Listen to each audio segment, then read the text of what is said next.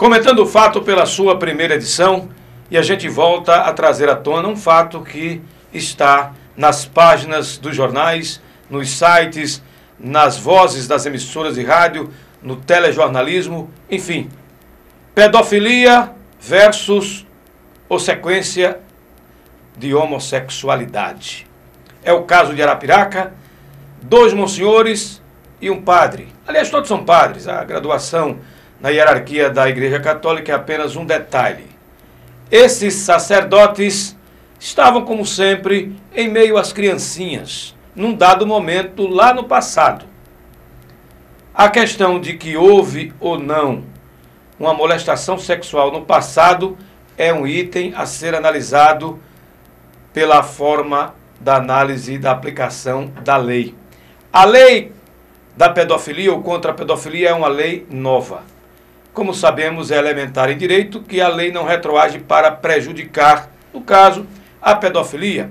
O cenário de hoje, esse sim, é o que mais dá a observação, a necessidade de uma análise acurada dos fatos pelo Ministério Público, pelos advogados e, especialmente, pelo magistrado, que, aliás, orientando aos colegas que não tiveram oportunidade de formação jurídica e daí, vez por outra, trocam terminologias por lapsos, é que esse caso não é um caso de competência do tribunal do júri, e sim do juízo singular. É um juiz apenas monocrático, de primeiro grau, que está analisando e começando a ouvir testemunhas e os protagonistas desse fato. O fato hoje, o que se discute é a questão da homossexualidade.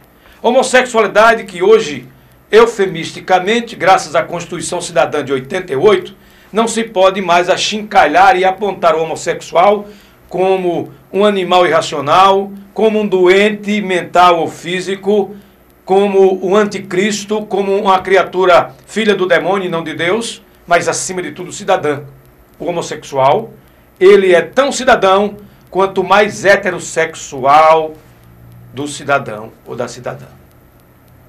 Neste caso, se debruça o magistrado e todas as circunstâncias da prova, que aliás tem um ingrediente religioso e político. Magno Malta, senador, que veio aqui, fez aquela pirotecnia, claro, em cima de um púlpito e também da sua posição de senador da República e combatente da pedofilia, veio aqui para os holofotes. Mas vamos tirar um pouco de lado a questão dele ser um religioso do lado oposto da Igreja Católica, que é o foco. Ele é um membro de uma igreja, parece-me até pastor evangélico, e aí a gente já começa também a ponderar a questão política e religiosa. E vamos ao foco. Pedofilia é crime ou doença? Eis a questão. Analisem os senhores julgadores ou a própria sociedade da forma que achar melhor. E homossexualidade? O monsenhor Luiz Marques Barbosa, praticamente no meia-culpa não da pedofilia, porque ele não se reportou aos fatos lá no passado. Ele falou do presente e descartou a questão da pedofilia, mas sim, casos, como ele diz, pode-se assegurar que há homossexualidade. E homossexualidade hoje, coloque-se o sinal de igualdade igual a cidadão ou a cidadã, com seu direito de ir e vir, de se apaixonar, de se entregar fisicamente, sexualmente a quem quer que seja. O seu sexo oposto ou não. No caso da homossexualidade, homo iguais, dos sexos iguais. E naquela cena que filme pornô nenhum ganha daquilo ali, se fosse para ganhar o Oscar, seria o Oscar do filme pornô nacional.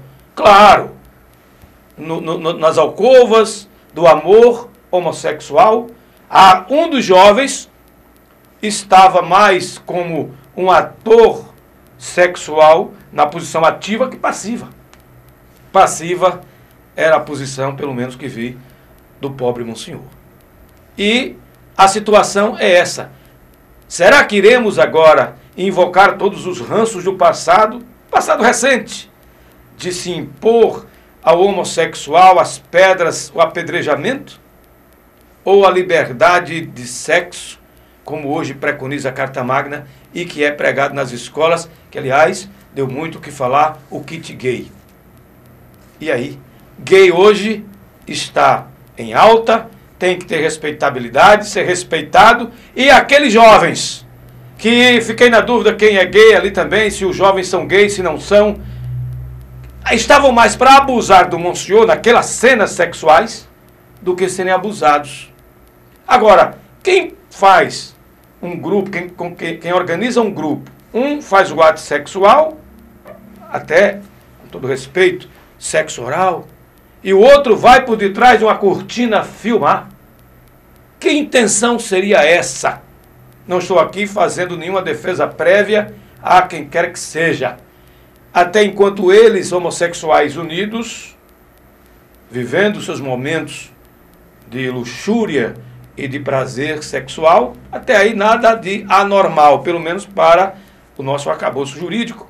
Moral eu não diria que sim, porque temos muita gente ainda com formação moral bastante para não assistir nem por longe. Minha mãe, graças a Deus, perdeu a visão, senão ela, se visse aquelas cenas, cegaria. E aí, a ponderação que devemos fazer, ou as considerações, ou as interrogações. Quem é quem nessa história? Quem quis se aproveitar de quem? Quem é que tem dinheiro, ou tinha dinheiro, ou teve dinheiro, ou bancaria? Uma chantagem que, ao meu ver, parece-me que há também indícios de uma grande chantagem e de um oportunismo daqueles jovens de Arapiraca. Se houve o forjar da homossexualidade lá na infância, na mais tenra idade, na pregação sacerdotal, fora do púlpito da igreja, fora do altar e nas alcovas, para forjar homossexuais, enquanto atos de pedofilia lá no passado, e esses meninos foram forjados gay, eis a grande questão que Freud explique. Porque ninguém acredita que é forjado gay. Os psicólogos, os pedagogos poderão até afirmar isso. Mas imagino eu que quem é gay já nasce, já vem com a sua genética pronta, vem de nascença. E aí, como é coisa do passado, acredito que a lei que é nova não retroage. E a questão atual, para se julgar, é o seguinte: até que ponto a homossexualidade é crime e as influências, tanto dos padres, ou Monsenhor, naquelas cenas, para com aqueles jovens que estavam ali fazendo uma espécie de cena de filme pornô para ganhar Oscar, ou quem sabe preparar uma grande chantagem. São esses pontos que vejo, que imagino que serão, se não cruciais, mas quem sabe até de fácil determinação ou de conclusão para a defesa, para o Ministério Público e para o julgamento. Acima de tudo, liberdade, até sexual, e justiça. Comentando os fatos pela sua primeira edição.